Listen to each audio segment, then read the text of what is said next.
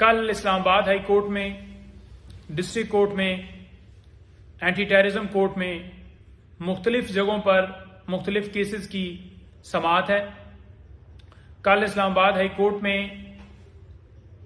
Cipher case के अंदर जमानत की दरख्वास्त के ऊपर समाअत है और उसके साथ साथ हमने क्वैशमेंट की दरख्वास्त दी हुई है कि इस FIR को क्वैश किया जाए और जो इन कैमरा प्रोसीडिंग्स की जा रही हैं, जेल के अंदर अदालत को ट्रांसफर किया गया है उस नोटिफिकेशन को कलअदम करार देने के हवाले से, और ये जो अदालत कंस्टिट्यूट की गई है इस हवाले से भी तमाम हमने गुजारिशात इस्लामाबाद हाई कोर्ट के सामने रखी और 3 हफ्ते से ये फैसला महफूज किया गया है।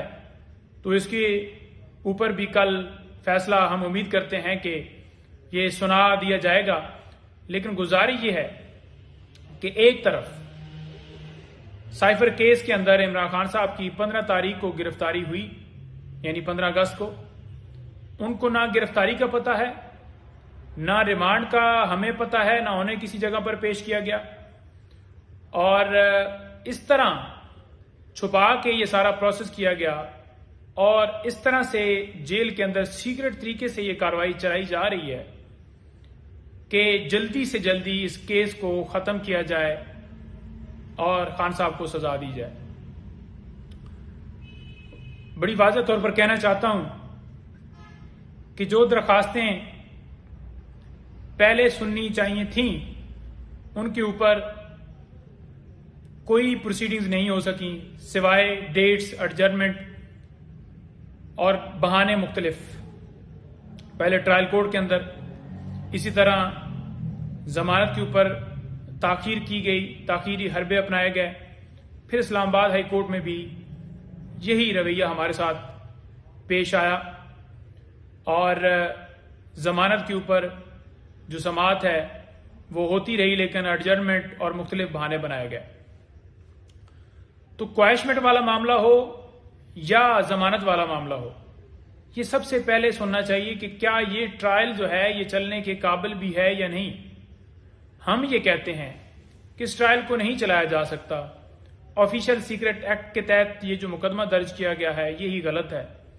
ये अमेंडमेंट से पहले का जो वकूआ है, यानी कि 2022 के अंदर ये अक्रंस हुआ और अमेंडमेंट्स जो है अगस्त 2023 में इस FIR के बाद की गई, तो लिहाजा उस ऑफिशियल सीक्रेट एक्ट का इतलाक ही नहीं होता और डिटेल्स उसके अंदर मैं इस वक्त नहीं बताना चाहूंगा क्योंकि दूसरे केसेस के हवाले से आपको अपडेट देनी है कि ओवरऑल कल समातें किन बुनियादों के ऊपर हो रही हैं।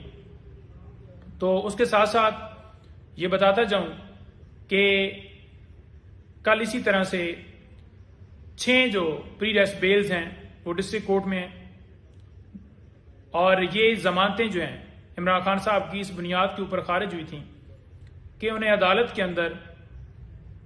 अंदर आए नहीं हैं।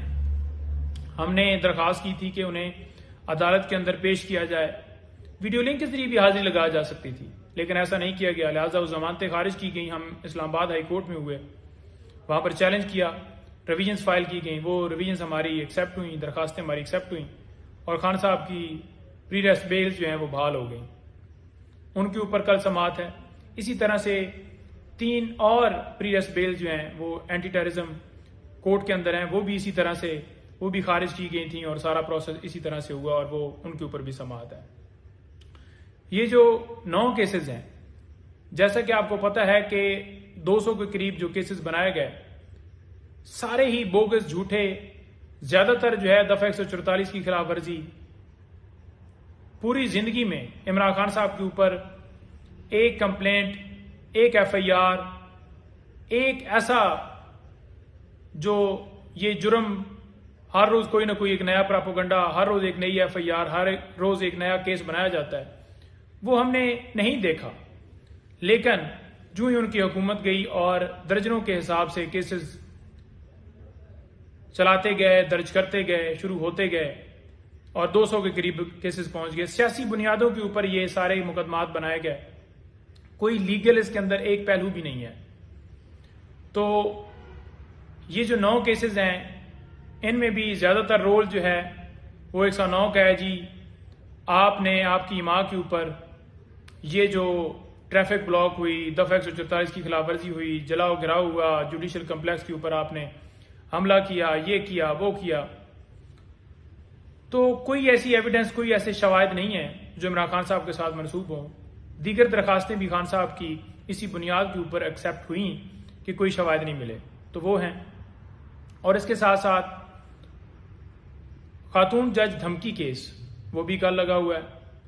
अब बात यह है कि इस हवाले से ऑलरेडी हाई कोर्ट में मामला इसी रिलेटेड उठाया गया था और वो ख़त्म हो गया, और नीचे भी इमरान खान साहब ने जाकर अदालत में माजरत भी कर ली।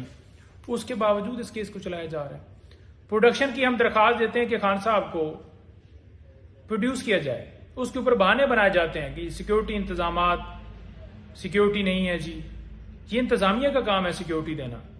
जब खान साहब हकीकतन पेश नहीं हो सकते थे, उनके ऊपर वजीराबाद में हमला था और F8 कचहरी में पोजीशन ये थी कि उस वक्त आए रोज कत्ल होते थे और वहां पर इंतजामात भी ठीक नहीं थे, और खान साहब मेडिकली जो है वो रेस्ट पर थे और वो फिट नहीं थे। उस वक्त वारंट भी निकाले गए और जमान पार्क में 26 घंटे ऑपरेशन भी जारी रखा गया, उन्हें जबरदस्ती पेश करवाया गया। लेकिन आज जब हम कह रहे हैं तो यही सरकार जो है उस वक्त कहती थी कि हम सिक्योरिटी और सारा कुछ हो जाएगा, कोई इशू नहीं है। आज जो है ये कहते हैं जी कि सिक्योरिटी की वजह से हम पेश नहीं करते। लिहाजा खातून जज धमकी केस के अंदर हमारी तरफ से आर्गूमेंट्स मुकम्मल हो चुके हैं। प्रोसिक्यूशन बहाने बना रही है और फौरन उन्हें अपने दलाइल मुकम्मल करने चाहिए, और ये मुकदमा जो है ये फौरन जो है ये चलने के काबिल ही नहीं है।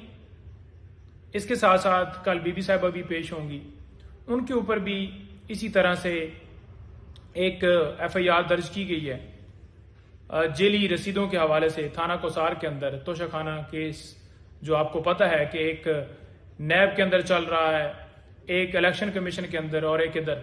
कितनी मनगढ़ंत स्टोरियां हैं कि उनकी फैमिली को इस तरह से हिरासा किया जा रहा है। कभी उनकी बहनों के ऊपर FIRs दर्ज की जाती हैं एंटी करप्शन में, और कभी उनकी वाइफ के ऊपर उकाड़ा में मुकदमा दर्ज किया जाता है। कभी नैब नोटिस भेजती है, नैब जाकर बयान देती है अदालत में कि हमें इनकी गिरफ्तारी मतलूब नहीं है, फिर दोबारा नोटिस भेज दिए जाते हैं। हम जमानत वापस लेते हैं, पता चलता है कि दोबारा फिर नोटिस आ गए, फिर दोबारा अदालत में जाते हैं, जमानत लेते हैं, फिर वहां पर नैब कहता है कि हमें जरूरत नहीं है, फिर हम जमानत वापस ले लेते हैं, फिर नैब नोटिस भेज देता है।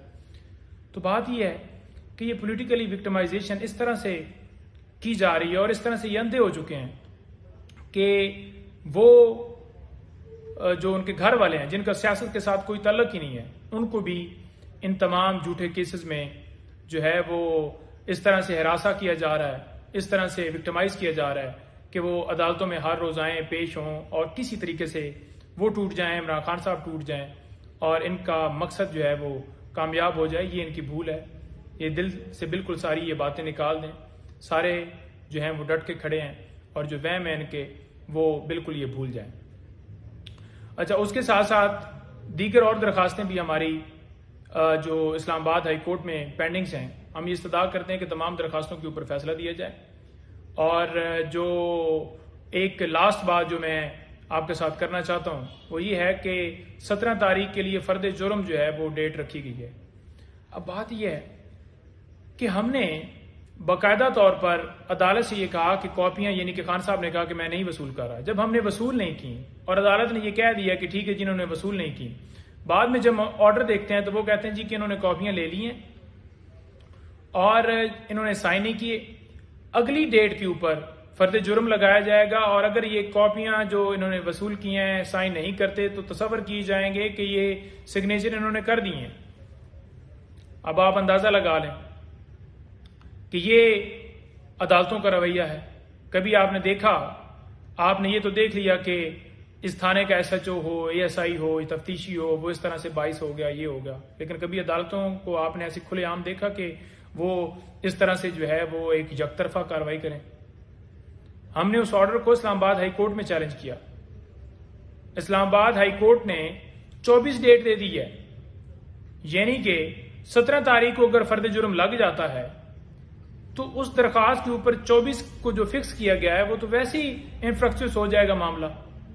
फिर अदालत कहेगी कि ये तो मामला अब जो है वो रहा ही नहीं, क्योंकि अब तो फर्द जुर्म भी लग गया। तो ये हैं जो इंसाफ के तकाजे पूरे किए जा रहे हैं।